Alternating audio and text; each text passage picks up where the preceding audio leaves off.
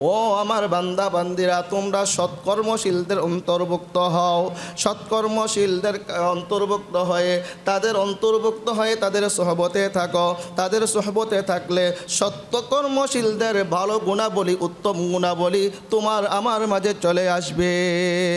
এই জন্যই তো কবি বলেছেন, সোহবতে সালেহ তরা সালেহ কুনদ, সোহবতে তালেহ তরা তালেহ কুনদ।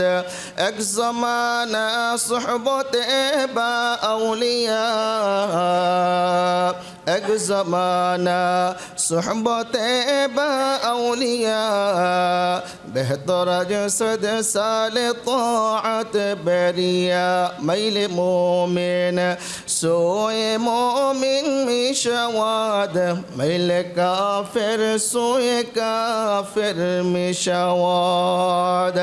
अल्लाह अल्लाह क्या मुबारक नाम है, अल्लाह अल्लाह क्या मुबारक नाम है, अल्लाह अल्लाह मोमिनों का काम है, अल्लाह अल्लाह आशिकों का काम है। তাহলে আমাদেরকে চলতে হবে সৎকর্মপরায়ণদের সাথে, যারা নেক কাজ করে, ধার্মিক, যারা আল্লাহওয়ালা, যারা আল্লাহর প্রিয় বান্দা, যারা দুই নম্বরই করে না, যারা সুদ খায় না, ঘুষ খায় না, যারা শয়তানের পথে চলে না, এরকম সৎকর্মশীলদের সাথে আমাদেরকে চলতে হবে। ঠিক কিনা বলেন? শয়তানের দলে চলা যাবে না, শয়তানের অনুসরণ করা যাবে না, শয়তানের বাহিনীর সাথে চলা যাবে না। কোরআনের মধ্যে বলা হয়েছে শয়তান আছে এবং শয়তানের বাহিনীও আছে। শয়তান যখন হযরত আদম আলাইহিস সালাতু ওয়াস সালামকে সিজদা করলেন না, আল্লাহ পাক রব্বুল আলামিন তখন তার গলায় লাঞ্ছনার ঝুরি ঝুলাইয়া দিলেন। শয়তান তখন আল্লাহর কাছে দোয়া করলেন, আল্লাহ আমাকে চিরস্থায়ী হায়াত দান করো, আমাকে দীর্ঘ হায়াত দান করো, যাতে আমি তোমার বান্দাদেরকে পথভ্রষ্ট করতে পারি, গুমরা করতে পারি। আমার আল্লাহ শয়তানকে দীর্ঘ হায়াত দান করেন এবং বলে দিলেন, ইল্লা ইবাদাল্লাহিল মুখলাসিন। ও শয়তান, তোর দোয়া আমি কবুল করে নিলাম, তোকে দীর্ঘ হায়াত দান করলাম, তোকে লম্বা হায়াত দান করলাম, কিয়ামত পর্যন্ত হায়াত দান করলাম। তবে তুমি মনে রাখ, আমার সৎকর্মপরায়ণশীল যারা, আমার প্রিয় বান্দা যারা, আমার প্রিয় বান্দাদেরকে তুই গুমরা করতে পারবি না, পথভ্রষ্ট করতে পারবি না। আমার আল্লাহ পাক রব্বুল আলামিন সাথে সাথে এটাও ঘোষণা করে দেন, ওয়াস্তাফজিজ মান ইসতাতা'তা বিসাওতিকা ওয়া আজলিব আলাইহিম বিখাইলিকা ওয়া রাজিলিকা ওয়া শারিকুহুম ফিল আমওয়ালি ওয়াল আওলাদি ওয়া'iদুহুম ওয়া মা ইয়া'iদুহুমুশ শাইতানু ইল্লা গুরুরা। ও শয়তান, তুই তোর আওয়াজের মাধ্যমে, তুই তোর আহ্বানের মাধ্যমে আমার বান্দাদেরকে পথভ্রষ্ট কর।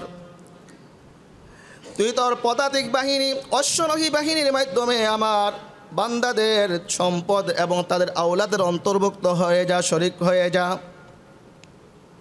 এই আয়াতের মাধ্যমে শয়তানের দুইটা বাহিনীর কথা বলা হয়েছে। এক নম্বর বাহিনী হলো পদাতিক বাহিনী, আরেকটা বাহিনী হলো অশ্বরোহী বাহিনী। দুই বাহিনী। শয়তানের কয়টা বাহিনী রয়েছে? শয়তানের দুইটা বাহিনী রয়েছে। একটা হলো পদাতিক, যারা পায়ে দলে হাঁটে, পায়ে হাঁটে, আরেকটা হলো অশ্বারোহী, যারা ঘোড়ার উপরে আরোহণ করে থাকে। তবে শয়তানের বাহিনী কি রকম হবে এই ব্যাপারে হাদিসে বিস্তারিত বলা হয় নাই। তবে মুফাসসিরিনদের মধ্যে সবচেয়ে বড় মুফাসসির, সাহাবায়ে কেরামের মধ্যে যিনি সবচেয়ে বড় মুফাসসির ছিলেন, রাইসুল মুফাসসিরিন আব্দুল্লাহ ইবনে আব্বাস রাদিয়াল্লাহু তাআলা আনহু বলেন, শয়তানের বাহিনী বলতে তাদেরকে বোঝানো হয়েছে যারা মুসলমানের বিপক্ষে, কাফেরদের পক্ষে যারা যুদ্ধ করে, তারাই হলো শয়তানের বাহিনী। ঠিক কিনা বলে? আর যারা গুনাহের কাজে আস্তে আস্তে ধীরে ধীরে অগ্রসর হয়, তারা হলো শয়তানের পদাতিক বাহিনী। আর যারা গুনাহের কাজে দ্রুত গতিতে অগ্রসর হয়, তারা হলো শয়তানের অশ্বারোহী বাহিনী। প্রিয় হাজিরিন, আল্লাহ পাক রব্বুল আলামিন কোরআনে কারীমে ইরশাদ করেন, إنما يدعو حزبه ليكونوا من أصحاب السعير শয়তান এবং তার দলবল আপনাকে আমাকে মানুষদেরকে জাহান্নামের দিকে ডাকে। সুতরাং শয়তান এবং তার দলবলকে কোনো রূপে কোনোভাবে বন্ধুরূপে গ্রহণ করা যাবে না। কোনো অমুসলিমকে বন্ধুরূপে গ্রহণ করা যাবে না। কোনো অমুসলিমকে অন্তরঙ্গ বন্ধু বানানো যাবে না। কোনো ইহুদিকে অন্তরঙ্গ বন্ধু বানানো যাবে না। কোনো খ্রিস্টানকে অন্তরঙ্গ বন্ধু বানানো যাবে না। কোনো বেঈমানকে অন্তরঙ্গ বন্ধু বানানো যাবে না। কোনো ফাসিককে অন্তরঙ্গ বন্ধু বানানো যাবে না। কোনো মুনাফিককে অন্তরঙ্গ বন্ধু বানানো যাবে না। ঠিক কিনা বলে? এটা আমার কথা না, আল্লাহর কোরআনের কথা। আল্লাহর কোরআনের কথা আল্লাহ বলে দিয়েছেন, ইয়া আইয়ুহাল্লাযীনা আমানু লা তাত্তাখিযুল ইয়াহুদা ওয়ান নাসারা আউলিয়া বা'দুহুম আউলিয়াউ বা'দ। হে দুনিয়ার ঈমানদাররা, তোমরা ইহুদি খ্রিস্টানদেরকে বন্ধুরূপে গ্রহণ করো না। ইহুদি খ্রিস্টানরা তারা পরস্পর ভাই। সুতরাং কোন ইহুদি খ্রিস্টানকে আমি বন্ধু বানাইতে পারি না। আল কুফরু মিল্লাতুন ওয়াহিদা, পুরা গোটা পৃথিবীর সমস্ত কুফরি শক্তি এক শক্তি, আর সমস্ত মুসলমানরা হলো এক শক্তি। আল মুসলিমুনা কা রাজুলিন ওয়াহিদিন ইনিশতাকা আইনুহু ইনিশতাকা কুল্লুহু ইনিশতাকা রাসুহু ইনিশতাকা কুল্লুহু। রাসূল করিম সাল্লাল্লাহু আলাইহি সাল্লাম বলতেছেন যে পুরা মুমিন হলো, পুরা মুসলমান গোষ্ঠী হলো এক বডির ন্যায়, এক দেহের ন্যায়। কিসের ন্যায়? এক দেহের ন্যায়, এক বডির ন্যায়। আমার চোখে আঘাত লাগলে যেরকম আমার পুরা শরীরে ব্যথা শুরু হয়ে যায়, আমার মাথায় আঘাত লাগলে যেরকম আমার পুরা শরীরে ব্যথা শুরু হয়ে যায়, আমার পায়ে আঘাত লাগলে যেরকম আমার পুরা শরীরে ব্যথা শুরু হয়ে যায়। আঘাত পাইছি পায়ে, আমার মুখ দিয়ে বলতেছি উহ, বলি কি না? তাহলে আমার পুরা শরীরে যে কোনো জায়গায় আমি আঘাতপ্রাপ্ত হইলে আমি যেরকম উহা শুরু করে দেই, আমি যেরকম অস্থির হয়ে যাই, পেরেশানি হয়ে যায়, পৃথিবীর যেই কোনো প্রান্তে, যেই কোনো এলাকায়, যে কোনো স্থানে কোনো মুসলমান যদি নির্যাতিত হয়, কোনো মুসলমান যদি নিপীড়িত হয়, কোনো মুসলমান যদি জুলুমের শিকার হয়, ওই মুসলমানদের পক্ষে দাঁড়ানো প্রত্যেকটা মুসলমানের ঈমানি দায়িত্ব। ঠিক কিনা বলে? কোনো মুসলমান চুপ থাকতে পারে না, কোনো মুসলমান নীরব থাকতে পারে না। আমার মুসলমান ভাই বোনদের কিনা খেলা করবে, আমার মুসলমানদের ভাই বোন ইজ্জত লুণ্ঠন করবে, ছোটো ছোটো মাসুম বাচ্চাদের ইজ্জত লুণ্ঠন করবে, আর মুসলমান হয়ে ঘরে বসে থাকবে, এটা হতে পারে না। ঠিক কিনা বলে? সুতরাং কোনো ইহুদিকে আপন বন্ধু বানানো যাবে না, কোনো খ্রিস্টানকে আপন বন্ধু বানানো যাবে না, কোনো অমুসলিমকে আপন বন্ধু বানানো যাবে না, অন্তরঙ্গ বন্ধু বানানো যাবে না। বেশির থেকে বেশি বন্ধুত্ব প্রকাশ করা যাবে, বন্ধুত্ব রাখা যাবে না।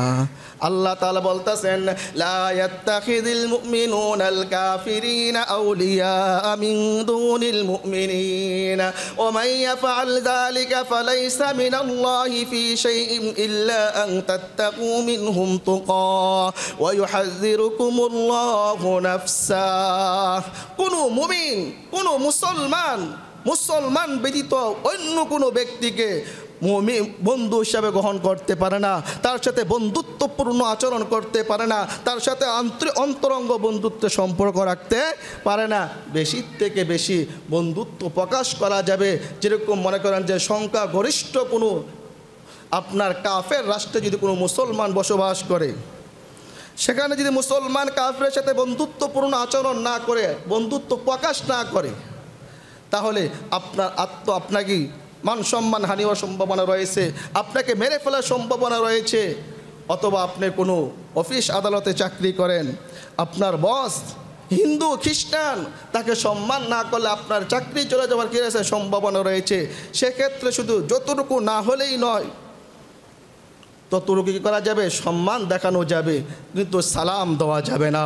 কোনো মুসলিমকে সালাম দেওয়া যাবে না, কোনো ইহুদিকে সালাম দেওয়া যাবে না, কোনো খ্রিস্টানকে সালাম দেওয়া যাবে না। শুধু গুড মর্নিং, গুড ইভিনিং, আদাব, এতটুকুই। কোনো ইহুদি যদি আপনাকে সালাম দিয়ে ফেলে, আপনি তার সালামের জবাব দেবেন না। সালামের জবাবে ওয়া আলাইকা, অর্থাৎ তোমার সালাম তোমার উপরে পতিত হোক। কারণ কোনো মুসলমানের, কোনো ইহুদি খ্রিস্টান কোনো মুসলমানের কল্যাণকামী হতে পারে না, শান্তি কামনা করতে পারে না। এই জন্য ইসলামের বিধান রাখা হয়েছে, কোনো অমুসলিম যদি আপনাকে সালাম দেয়, তাহলে সালামের জবাব কি বলবেন? ওয়া আলাইকা। ও আলাইকা মানে আপনার সালাম আপনার উপরেই। আপনি যদি আমার জন্য তো মুসলমানের জন্য তো আপনি দোয়া করতে পারেন না, শান্তির দোয়া করতে পারেন না, সুতরাং আপনি মুসলমানের জন্য যেই দোয়াই করে থাকেন এই দোয়া আমার উপর দরকার নেই, আপনার দোয়া আপনার উপরেই পড়ুক। বড় দোয়া করেন আর দোয়া করেন, এটা কি আপনারটা আপনার উপরেই পড়ুক, আমার দরকার নেই। ওয়া আলাইকা আপনার উপরেই পড়ুক। প্রিয় হাজরিন, এই বর্তমান সমাজে, এই বর্তমান পরিস্থিতিতে আমরা সকলেই জানি ফিলিস্তিনের মুসলমানদের করুণ পরিণতি, ফিলিস্তিনের মুসলমানদের করুণ অবস্থার কথা কে না জানে? জানেন না আপনারা? জানেন তো ইমানি দায়িত্ব কি? ঘরে চুপ করে বসে থাকবো, ঠিক না? দরজা লাগিয়ে বসে থাকবো? আজকে যদি আপনার বাবা আঘাতপ্রাপ্ত হতেন, আজকে যদি আপনার বোন আঘাতপ্রাপ্ত হইতেন, আজকে যদি আপনার সন্তান আঘাতপ্রাপ্ত হইতেন, আজকে আপনার মার ইজ্জত নিয়ে লুণ্ঠন খেলতেন, আপনার মার ইজ্জত করতো, মারা হতো, আপনি আমি চুপ থাকতে পারতাম? বলেন, কেউ চুপ থাকতে পারতো? কোনো মুসলমানের পক্ষে চুপ থাকা সম্ভব হতো? তো তারাও আজকে আমাদের ভাই, পুরা উম্মতে মুসলিমা আমরা এক দেহের ন্যায়, এক বডির ন্যায়, এক আত্মার ন্যায়। সুতরাং আমাদের জন্য কর্তব্য হলো, আমাদের জন্য ইমানি দায়িত্ব হলো এই ফিলিস্তিনি মুসলমানদের পাশে দাঁড়ানো, ঠিক কিনা বলেন? এবং ইসরায়েলি যত পণ্য আছে সব পণ্যকে বয়কট করতে হবে, ঠিক কিনা বলেন? আমরা যুদ্ধের ময়দানে হয়তো যেতে পারবো না, তারপর যদি কোনোদিন আমার বাংলার সরকার বাহাদুর যদি আমাদেরকে অনুমতি দেয়, তাহলে যুদ্ধ যাওয়ার জন্য কে কে প্রস্তুত আছে? বলে নারে তাকবীর, নারে তাকবীর, নারে তাকবীর। ফিলিস্তিন ফিলিস্তিন ফিলিস্তিন জিন্দাবাদ জিন্দাবাদ। ইসরায়েল নিপাত যাক নিপাত যাক। প্রিয় হাজিরিন, যদি সরকার বাহাদুর কোনোদিন আমাদেরকে অনুমতি দেয়, আমাদের সেনাবাহিনীও প্রস্তুত আছে, আমাদের বাংলাদেশের হাজার হাজার যারা মুজাহিদ যারা আছেন তারা প্রস্তুত আছেন। যে কোনো মুহূর্তে সরকার বাহাদুর যদি অনুমতি দিয়ে দেয়, তারা ফিলিস্তিন গিয়ে ফিলিস্তিনি মুসলমানদের পক্ষ হয়ে তারা যুদ্ধ করবে। আপনারা রাজি আছেন ইনশাআল্লাহ? তবে আমরা যদি যাইতে নাও পারি, যেই সমস্ত টাকা পয়সার মাধ্যমে তারা মুসলমানদের বিরুদ্ধে, মুসলমানদের টাকা নিয়ে মুসলমানদের বিরুদ্ধে আপনার অস্ত্র পরিচালনা করতেছে, তাদের আয়ের যে উৎস সেটার উপর আমরা আঘাত করতে পারি না? পারবো কিনা বলেন? এটা কি অসম্ভব কিছু? এক নম্বর কাজ হলো, যদি সরকার বাহাদুরের কাছে আমাদের আবেদন, ডক্টর ইউনূস সাহেবের কাছে আমাদের আবেদন, যদিও তিনি সুদখোর সেটা অন্য বিষয়, তারপর তার কাছে আমাদের আবেদন থাকবে যে আপনি সরকারিভাবে ইসরায়েলে যত পণ্য আছে সমস্ত পণ্যকে বাংলাদেশের মার্কেট থেকে আউট করে দেন, ঠিক কিনা বলে? যদি সরকার বাহাদুর না করে, আমরা ইমানি দায়িত্ব নিয়ে আমরা যারা দোকানদার আছি, আমরা যারা জনগণ আছি, আমাদের কর্তব্য হলো ইসরায়েলের যত পণ্য আছে সমস্ত পণ্য আমরা দোকান থেকে কী করে দেবো? বের করে দেবো। পারবো ইনশাআল্লাহ? পারবো ইনশাআল্লাহ?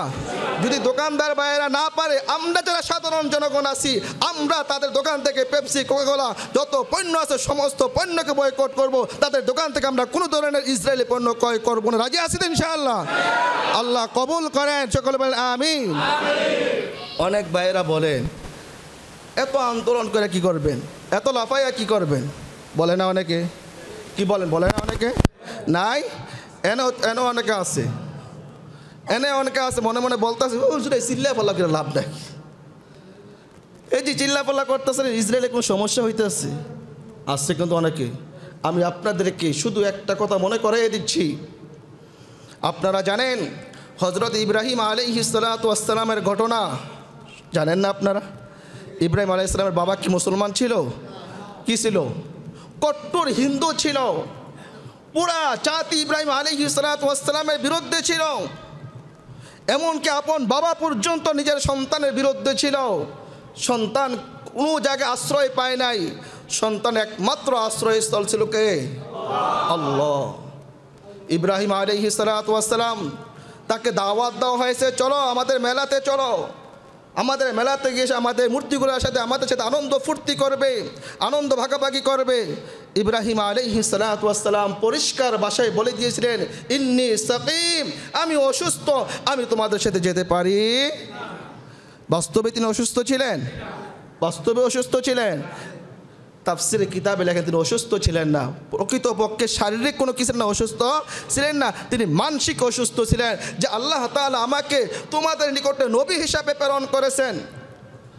আল্লাহ তাআলা আমাকে তোমাদের নিকটে নবী হিসাবে প্রেরণ করেছেন, আমি তোমাদেরকে এত দাওয়াত দিলাম, এত বললাম, এত বুঝাইলাম, এত কালিমার দাওয়াত দিলাম, তোমরা আমার দাওয়াত গ্রহণ করলে না। সুতরাং তোমরা যদি আমার কালিমা গ্রহণ করো নাই, ইসলামের দাওয়াত গ্রহণ করো না, সুতরাং আমি অন্তরের দিক দিয়ে মর্মাহত, অন্তরের দিক দিয়ে আমি অসুস্থ, আমি তোমাদের মেলায় যাইতে পারি না। এবং সাথে সাথে বললেন, যাও মেলায় বুঝবা মজা, যাও মেলা বুঝবা মজা। যখন সকলে মেলায় চলে গেলেন, হজরতে ইব্রাহিম আলাইহিস সালাতু ওয়াস সালাম বড় একটি কুড়াল নিয়ে কী করলেন, তাদের মন্দিরে ঢুকলেন। মন্দিরে ঢুকে একে একে সব মূর্তিগুলাকে ভেঙ্গে চুরমার করে দিলেন, আর কুড়ালটা বড় মূর্তির গলায় ঝুলিয়ে দিলেন। বড় মূর্তির গলায় কী করলেন, ঝুলিয়ে দিলেন। এখন তারা যখন তাদের মেলা থেকে ফিরে আসলো, এসে দেখতেছে তাদের মূর্তিগুলোর এই করুণ অবস্থায়, করুণ পরিণতি, তখন তারা বলাবলি করতে শুরু করলো যে আমরা শুনেছি ইব্রাহিম নামে এক ব্যক্তি রয়েছে যে আমাদের এই মূর্তিগুলোর সমালোচনা করে, সুতরাং তাকে জনসম্মুখে আনো, তাকে প্রকাশ্যে আনো, তাকে জিজ্ঞাসা করো সে কেন আমাদের এই মূর্তিগুলোর সাথে আচরণ করলো। ইব্রাহিম আলাইহিস সালাতু ওয়াস সালাম যদিও এই কাজটা করেছেন, কিন্তু তাকে যখন জিজ্ঞাসা করা হলো তিনি বললেন, সরাসরি নিজের কথা না বলে বললেন, বাল ফাআলাহু কাবীর, বাল ফাআলাহু কাবীর, বড়টা করছে। এখানে বড়টা দ্বারাও উদ্দেশ্য কিন্তু ইব্রাহিম আলাইহিস সালাম, কারণ যিনি নবী হন তিনি ওই সমাজের ওই গোত্রের সম্মানের দিক দিয়ে, মর্যাদার দিক দিয়ে, এলেম কালামের দিক দিয়ে কী হয়ে থাকেন, বড় হয়ে থাকেন। হ্যাঁ, অন্যদিকে আঙ্গুল দেয় নিজের দিকে ফিরে আসে না। তো নিজের বড়র দ্বারা তিনি নিজেকে উদ্দেশ্য নিয়েছেন, তারপর ওরা মনে করছে যে বড় মূর্তিটা থেকে ভাঙছে। জিজ্ঞাসা করতে গেছে, এই মূর্তি কেন ভাঙলি? মূর্তি কথা বলে? মূর্তি কথা বলে? মনে আপনাদের এলাকার মূর্তি মনে কথা বলে? হ্যাঁ, নাউজুবিল্লাহ, নাউজুবিল্লাহ। সালাতু ওয়াস সালামের ব্যাপারে যখন প্রকাশ্যে জানাজানি হয়ে গেল, বোঝা হয়ে গেল যে এই কাজ ইব্রাহিম ছাড়া আর কেউ করেন নাই, ইব্রাহিম আলাইহিস সালাতু ওয়াস সালাম ছাড়া এই কাজ কেউ করে নাই। এখন তারা পরামর্শে বসলেন, যারা নাকি আমাদের মূর্তির সাথে এরকম দুর্ব্যবহার করেছে, মন্দ ব্যবহার করেছে, এমন ব্যক্তিকে সমাজে রাখা যাবে? কথা বলেন না দি, সমাজে রাখা যাবে? যেই নাকি আমার আল্লাহর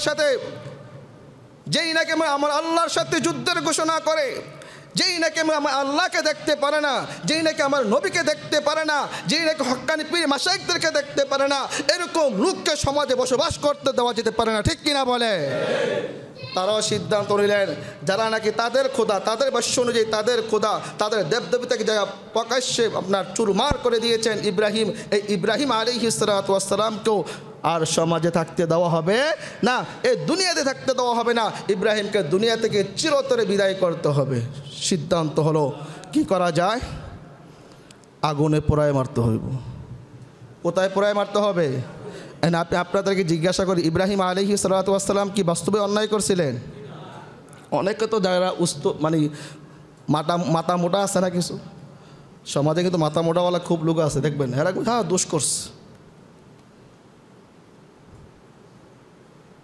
ইব্রাহিম আলাইহিস সালাতু ওয়াস সালামের বিরুদ্ধে ইব্রাহিমকে আগুনে ফেলতে হবে, অগ্নিকুণ্ডে ফেলতে হবে।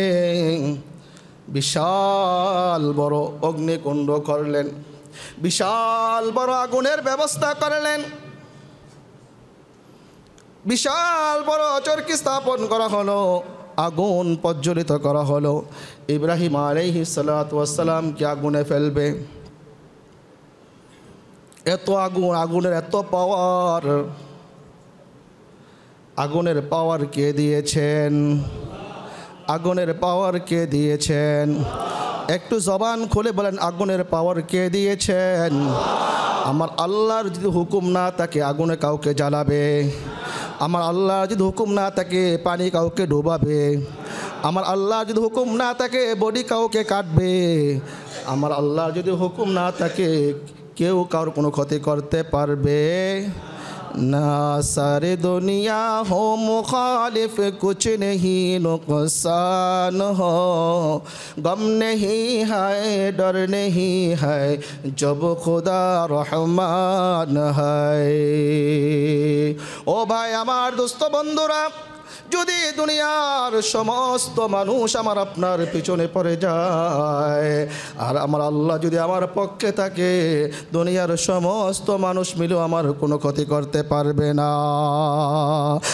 আর যদি দুনিয়ার সমস্ত মানুষ আমার পক্ষে চলে আসে, আমার মাওলা যদি আমার বিপক্ষে চলে যায়, দুনিয়ার সমস্ত মানুষ মিলেও আমার বিন্দু পরিমাণ হেফাজত করতে পারবে না। ঠিক কিনা বলে?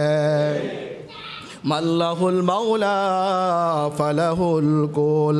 আল্লাহ তাআলা যে বান্দা বান্দির হয়ে যায়, পুরা পৃথিবী তার হয়ে যায়। এবার অগ্নিকুণ্ডে নিক্ষেপ করবে। কীভাবে নিক্ষেপ করবে? এত উঁচু জায়গায়। শয়তান বাহাদুর শয়তান বললেন যে মিনজামিক নামক এই আপনার চরকাতে আরোহণ করে এখান থেকে ঢিল মারো ইব্রাহিমকে অগ্নিকুণ্ডে ফেলার জন্য। সকলের পরামর্শটা খুব পছন্দ হইল। হ্যাঁ, এটাই করা দরকার, কারণ আগুনের কাছে তো যাওয়া যায় না, কাছে গেলে না ঢিল মেরা ফেলা যেত, এখন দূর থেকে নিক্ষেপ করতে হবে। মিনজামিক নামক চরকায় চড়িয়ে ইব্রাহিম আলাইহিস সালাতু ওয়াস সালামকে অগ্নিকুণ্ডে নিক্ষেপ করলেন। ইব্রাহিম নবীকে যখন আগুনে নিক্ষেপ করলেন, আমার আল্লাহ আগুনকে বলে দিলেন, কুলনা ইয়া নারু কুনি বারদাও ওয়া সালামান আলা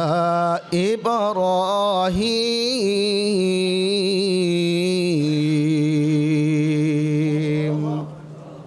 হে আগুন, আমার বন্ধু, আমার হাবিব, আমার দোস্ত ইব্রাহিম নবীকে আগুনে ফেলা হয়েছে, সুতরাং তার জন্য শীতল ঠান্ডা হয়ে যাও। সুবহানাল্লাহ বলে। ইব্রাহিম নবীকে আগুনে ফেলা হলো। বিভিন্ন মানুষ বিভিন্নভাবে সাহায্য করার জন্য ইব্রাহিম নবীর কাছে যায়, বলেন নবী আমার, আপনি যদি অর্ডার করেন আমরা আপনাকে সাহায্য করব। ইব্রাহিম নবী বলেন, না না না, আমার কারো সাহায্য দরকার নাই। যে আল্লাহ আমাকে আগুনে ফেলেছেন, যে আল্লাহ আমাকে দেখতেছেন, ওই আল্লাহ আমাকে আগুন থেকে উদ্ধার করবেন। ইতিহাসের মাঝে পাওয়া যায় একটি ব্যাঙ আসছে। ব্যাঙ চিনেননি আপনারা? হ্যাঁ, ব্যাঙ এসে বলতেছে, নবী আপনি যদি অনুমতি দেন তাহলে আমি আগুনে পেশাব করে দিব। আগুনে কি করে দেব? আপনাদেরকে জিজ্ঞাসা করি, ব্যাঙে যদি আগুনে পেশাব করে আগুন নিভে যাব না? নিবে? কথা বলেন না দিয়ে। ব্যাঙে কতটুকু প্রস্রাব করবে, তার পানি কতটুকু হবে, তো ব্যাঙের পেশাবে কি আগুন নিভে যাবে? নিভে যাবে না। কিন্তু ব্যাঙ উচ্চ কণ্ঠে বলতেছেন, হে দুনিয়ার মানুষেরা, তোমরা জেনে রাখো, তোমরা শুনে রাখো, আমার পেশাবে ইব্রাহিম নবীর আগুন নিভবে না। কাল কিয়ামতের ময়দানে, হাসরের ময়দানে আমার আল্লাহ তোমাকে জিজ্ঞাসা করে, হে ব্যাঙ, হে দুনিয়ার মানুষেরা, ফিলিস্তিনের মুসলমানরা জুলুম নির্যাতনের শিকার হয়েছিল, তোমরা কি করেছিলে? তখন আমি ব্যাঙ বলতে পারবো, আল্লাহ আমার সাহায্য করার মতো তেমন কিছু শক্তি ছিল না, কিন্তু আমি সাহায্য করার চেষ্টা করেছি, আমি প্রস্রাব করে ইব্রাহিম নবীর আগুন নিভিয়ে দেওয়ার চেষ্টা করেছি। বলেন সুবহানাল্লাহ। ঠিক আজকেও আমরা আন্দোলন করি, আপনার স্লোগান দেই, যা কিছু করি, জানি ইসরায়েলের কিছু হবে না। কাল কিয়ামতের ময়দানে আমার আল্লাহ যদি জিজ্ঞাসা করে, হে বাংলাদেশের মানুষেরা, ফিলিস্তিনের মানুষদেরকে জুলুম করা হয়েছে, অত্যাচার করা হয়েছে, হত্যা করা হয়েছে, নিপীড়ন করা হয়েছে, তোমরা কি করেছ? তখন কাল কিয়ামতের ময়দানে আল্লাহর কাঠগড়ায় দাঁড়িয়ে বলতে পারবো, আল্লাহ আমাদের শক্তি ছিল না, সামর্থ্য ছিল না সেখানে যুদ্ধ করার। আল্লাহ ফিলিস্তিনের মুসলমানদের পক্ষে আমরা স্লোগান দিয়েছি, তাদের পক্ষে আমরা দাঁড়িয়েছি, তাদেরকে সাহায্য করার জন্য যা যা দরকার আমরা তা করেছি। সুবহানাল্লাহ। এখন যদি এতটুকু না করি, জবাব থাকবে? বলেন তো। যারা বলেন যে স্লোগান দিয়ে কি করবেন, মিটিং মিছিল করে কি করবেন, হ্যাঁ গরম গরম বক্তৃতা দিতে কি করবেন, আমি তাদেরকে বলতে চাই কিছুই করতে পারবো না। কিন্তু কাল কিয়ামতের ময়দানে আল্লাহ যদি জিজ্ঞাসা করে, হে ইমাম তুই কি বলছ, কি ভূমিকা রাখছ? বলতে পারবো, আল্লাহ ফিলিস্তিনের মুসলমানদের পক্ষে কথা বলেছি, ফিলিস্তিনের মুসলমানদের পক্ষে ছিলাম, তাদেরকে সাহায্য সহযোগিতা করার জন্য যা যা করার দরকার ছিল আমরা উপরের পর্যায়ে আলোচনা করেছি, উপরে বড় বড় ওলামা কেরাম আলোচনা করেছি। এমনকি বাংলাদেশ থেকে হাফিজি যে ট্রান্সটেবল এর মাধ্যমে লক্ষ লক্ষ কোটি কোটি টাকা আলহামদুলিল্লাহ ফিলিস্তিনে প্রেরণ করা হচ্ছে। সুবহানাল্লাহ বলেন। প্যারা হাজরিন, এই জন্য আমার আপনার ইমানি দায়িত্ব হলো, ইমানি কর্তব্য হলো, ইব্রাহিম নবী ওই আগুনে পড়লেন, আগুন তাকে পোড়াইতে পারে নাই, আগুন তাকে জ্বালাইতে পারে নাই। ইব্রাহিম নবী বলতেছেন ওই অগ্নিকুণ্ডে আমি 7 দিন বা 40 দিন যে কয়দিন ছিলাম, এর চেয়ে আরাম শান্তি আমি আমার জীবনে ভোগ করি না। সুবহানাল্লাহ। রশিপুরে সরকার যে সমস্ত রশি দ্বারা ইব্রাহিম নবীকে, ইব্রাহিম আলাইহিস সালাতু ওয়াস সালামকে বেঁধে অগ্নিকুণ্ডে নিক্ষেপ করলেন, সমস্ত রশিপুরে সরকার হয়ে গেছে, কিন্তু ইব্রাহিম নবীর শরীরের একটা পশম পর্যন্ত পোড়ায় না আগুন। সুবহানাল্লাহ। এই অবস্থায় দেখে নমরুদের মেয়ে বলতেছে, ফেরাউন আপনার নমরুদ বলতেছে, কিরে আগুন, তোর দহন ক্ষমতা কি শেষ হয়ে গেছে নাকি? তোর জ্বালানো পুরানোর ক্ষমতা কি শেষ হয়ে গেছে নাকি? আমার আল্লাহ আগুনের জবান খুলে দিলেন। আগুন চিৎকার করে বলতেছেন, ও নমরুদ, আমার দহন ক্ষমতা শেষ হয় নাই, আমার পুরানোর ক্ষমতা শেষ হয় নাই। যদি তোর বিশ্বাস না হয় তুই নমরুদ এসে দেখ। কিন্তু যে আল্লাহ আমি আগুনকে সৃষ্টি করেছে, ওই আল্লাহ ইব্রাহিম নবীর উপরে আমি আগুনকে হারাম করে দিয়েছে। قلنا يا نار كوني بردا وسلاما على إبراهيم।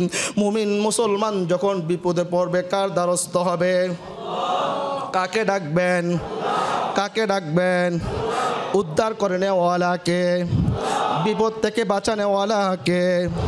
বিপদ আপদে সাহায্য করবে কে? না কারো ধরনা চারবো, হ্যাঁ কারো দুয়ারে যাইব, প্রধানমন্ত্রী আমাকে বাঁচান, এমপি আপনি আমাকে বাঁচান, মন্ত্রী আপনি আমাকে বাঁচান। একমাত্র সাহায্য চাইব ওই খোদার দরবারে, যে খোদা হজরত মুসা আলাইহিস সালাতু ওয়াস সালামকে আপনার নদী পাড়ি দিয়েছিলেন, যে খোদা হজরত ইব্রাহিম আলাইহিস সালাতু ওয়াস সালামকে অগ্নি থেকে নাজাত দিয়েছিলেন, যে খোদা হজরত আইয়ুব আলাইহিস সালাতু ওয়াস সালামকে আপনার হেফাজত করেছিলেন, যে খোদা হজরত ইয়াকুব আলাইহিস সালাতু ওয়াস সালামকে হেফাজত করেছিলেন, ওই খোদা এখনো আছে কিনা? দুর্বল হয়ে গেছে, মাজুর হয়ে গেছে, শক্তি কমে গেছে?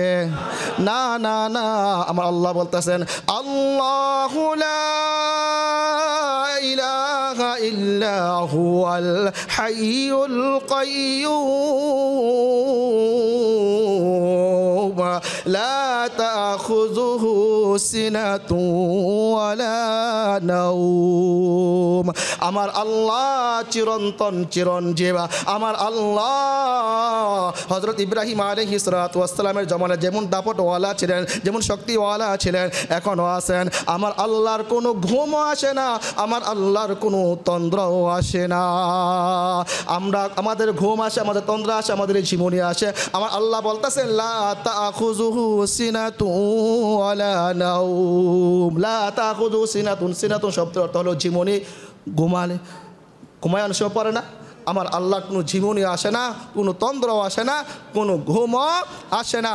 আমার আল্লাহ সব সময় বান্দা কখন বান্দা বিপদে পড়ে আমাকে ডাকবে, আর সাথে সাথে আমার আল্লাহ বলবেন, লাব্বাইকা ইয়া আব্দি, হে গোলাম আমি তো তোর সাথেই আসবো। সুবহানাল্লাহ। উদউনি আস্তাজিব লাকুম ওয়া ইযা সাআলাকা ইবাদি আন্নী ফাইন্নী করিব উজিবু দাওয়াতাদ দাঈ ইযা দাআনা ফালইস্তাজিবু লি ওয়ালইউমিনু বি লাআল্লাহুম ইয়ারশুদুন وَنَحْنُ أَقْرَبُ إِلَيْهِ مِنْ حَبْلِ الْوَرِيدِ। আমার আল্লাহ বলতেছেন, বান্দা আমি দূরে নয়, দূরে নয়, তোর যে শাহরগ রয়েছে ওই শাহরগের চেয়েও আমি তোর আরো অধিক নিকটে। সুবহানাল্লাহ। তাহলে আল্লাহকে ডাকবো, বিপদে আপদে মুসিবতে কাকে ডাকবো? আল্লাহকে ডাকবো। ওই কথাটা আবারও স্মরণ করাচ্ছি, ইসরায়েলের পণ্য আজকে থেকে আমরা বয়কট করলাম। দোকানদার ভাইদেরকে আমার উদারত আহ্বান থাকবে, আপনি কালকে আমাদের কি জবাব দিবেন? আপনি কালকে আমাদের ময়দানে আপনাকে আল্লাহ জিজ্ঞাসা করলে আপনি কি জবাব দিবেন? আপনার জবাব দেওয়ার কোনো থাকবে না, পদ্ধতি থাকবে না, অবস্থা থাকবে না। আপনি আজকেই যত ইসরায়েলি পণ্য সব বয়কট করেন, সব দোকান থেকে যদি দোকান থেকে বাইরে নাও করেন, কমপক্ষে এখন যেগুলো রাখছেন এগুলা বিক্রি করে আর সামনে রাখবেন না, ওয়াদা করে ফেলেন। ওয়াদা করা যায় তো ইনশাআল্লাহ, যে এখন যেগুলো রেখে ফেলে সেগুলো বিক্রি করবো, পরবর্তীতে আর কোনো ইসরায়েলি পণ্য দোকানে ঢুকাবো না। এবং আমরাও নিয়ত করি আমরা ইসরায়েলি পণ্য কী করবো না, কিনবো না, খাবো না। কারণ তারা আমাদের টাকা নিয়ে আমার মুসলমান ভাই বন্ধুর উপর অত্যাচার করে, জুলুম চালায়, পাখির মতো গুলি করে মেরে ফেলে। আপনারা তো দেখছেন ফেসবুকে ধোয়ার সাথে মৃত লাশগুলো উঠতেছে, পাখির মতো উঠতেছে, দেখতে মনে হয় পাখির লাশ, কিন্তু এগুলো পাখির লাশ নয়, এগুলো আমার আপনার ভাই বোনের কি আপনার শরীরের অংশ বিশেষ ধুলার সাথে উঠতেছে, ধোয়ার সাথে উঠতেছে। কি জবাব দিবেন? তারা চিৎকার করে বলতেছেন, কাল কিয়ামতের ময়দানে চিৎকার করে বলবেন যে আমরা অসহায় ছিলাম, আমাদের পাশে তোমরা দাঁড়াও নাই। সুতরাং সেদিন যেটা আল্লাহ তাআলার কাঠগড়া জবাবদিহি না করতে হয়, এই জন্য আমাদের কর্তব্য হলো, আমাদের ইমানি দায়িত্ব হলো এই ফিলিস্তিনি মুসলমানদের পাশে দাঁড়ানো। আগামীকাল শনিবার ঐতিহাসিক সোহরাওয়ার্দী উদ্যানের দিকে মার্চ ফর গাজা অভিমুখী কী হবে, আপনার লং মার্চ হবে। হ্যাঁ না, শাহবাগেরটা পরিবর্তন হয়েছে, আপনার ঐতিহাসিক সোহরাওয়ার্দী উদ্যানে হবে। হ্যাঁ, তা ইনশাআল্লাহ আমরা সকলে এটা আমরা যাবো তো ইনশাআল্লাহ, যাবো তো ইনশাআল্লাহ। আর ভাই নিয়ত করেন, যাইতে পারেন না পারেন সব তো হবে। যদি কোনো প্রয়োজনের কারণে, সমস্যার কারণে যাইতে না পারে, আল্লাহ তো দেখবেন, ঠিক কিনা বলেন? কিন্তু আমরা এখন ওয়াদা করতে কোনো সমস্যা আছে? ওয়াদা করি ইনশাআল্লাহ আগামীকালকে মার্চ পর গাজা অভিমুখে যে আপনার কি হবে, লং মার্চ হবে, সেটাতে আমরা ইনশাআল্লাহ সকলে শরীক হবো ইনশাআল্লাহ। বলেন ইনশাআল্লাহ। আজকেও ইনশাআল্লাহ নড়াইবাগ মাদ্রাসা থেকে আপনার স্টাফ কোয়ার্টারে আপনার এখনও কী হবে, প্রতিবাদ আন্দোলন হবে। আমরা যারা পারি, যাদের পক্ষে সম্ভব, জুমার নামাজের পরে আমরা সাথে সাথে নড়াইবাগ মাদ্রাসা চলে যাব, অথবা আমরা সরাসরি স্টাফ কোয়ার্টারে চলে যাব। সেখানে কি হবে, আপনার প্রতিবাদ মিছিল হবে, প্রতিবাদ সমাবেশ হবে। আমরা এগুলোর মধ্যে শরিক থাকি, আল্লাহর কাছে বলতে পারবো, জবাব দিতে পারবো, আল্লাহ যতটুকু সম্ভব আমরা চেষ্টা করেছি, বাকিটা তুমি কবুল করো।